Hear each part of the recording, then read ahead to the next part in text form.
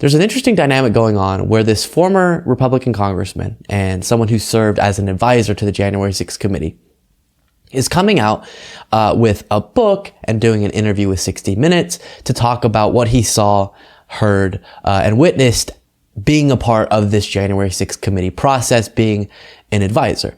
And the reason why it's an interesting dynamic is the January 6th committee members themselves are reportedly upset by this. This is rubbing them the wrong way.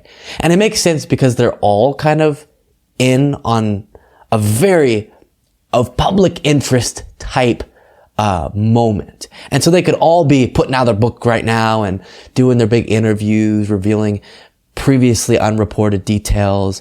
But it seems like they're kind of trying to wait until the entire process is over, doing all of the January 6th hearings and stuff before that happens. But this guy is not. And so we'll look at a detail that he reveals, and then we'll see that it's getting confirmed what he revealed in this interview with 60 Minutes, and then talk about kind of the elements around it. Did it hit you at one point that this is way bigger than it appeared in the beginning? Absolutely. You get a real aha moment when you see that the White House switchboard had connected to a rioter's phone while it's happening. That's a pretty big aha moment. You get an aha Wait a moment. minute. Someone in the White House was calling one of the rioters while the riot was going on? On January 6th, absolutely. And you know who both ends of that call? I only know one end of that call. I don't know the White House end, which I believe is more important. But the thing is, the American people need to know that there are link connections that need to be explored more. Okay, so he, again, was an advisor, so he was privy to this information. This is Denver Riggleman, again, a former Republican representative. And that detail that he just discussed is now being kind of further investigated by media outlets and partially confirmed. So you can see here, from CNN. At 4:34 p.m. on January 6, 2021, a cell phone registered to a Capitol rioter who had stormed the building received a phone call from a White House landline, according to records obtained by CNN. The call lasted for only 9 minutes. Who placed the call and why remains a mystery, but it is notable as the only known call made from the White House to the phone of a rioter during this critical period. According to the records, the call came from this number, the publicly available number for the White House. Like many businesses, outgoing calls from the White House do not show a specific extension. The call was placed in late afternoon, shortly after former President Donald Trump posted a video message on social media telling the rioters at the Capitol to go home. We love you. You're very special at 4:17 p.m.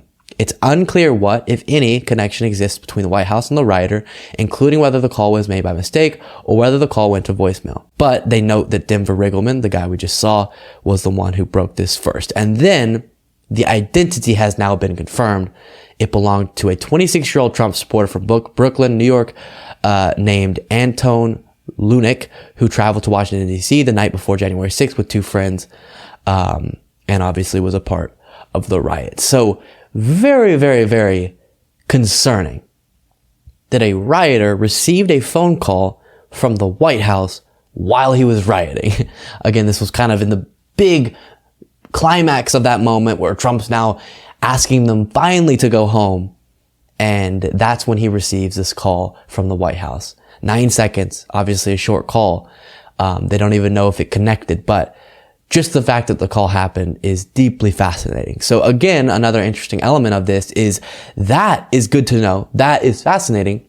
But Denver Riggleman is rubbing the members of the January 6th committee the wrong way by doing this, because they're kind of trying to act in a coordinated fashion and not have people going out and leaking different things and banking on the fact that they were a part of this committee and using their position within that committee right now to start cashing in, making books, all that type of stuff. It is a little weird, but I am happy we got that piece of information because it's very concerning.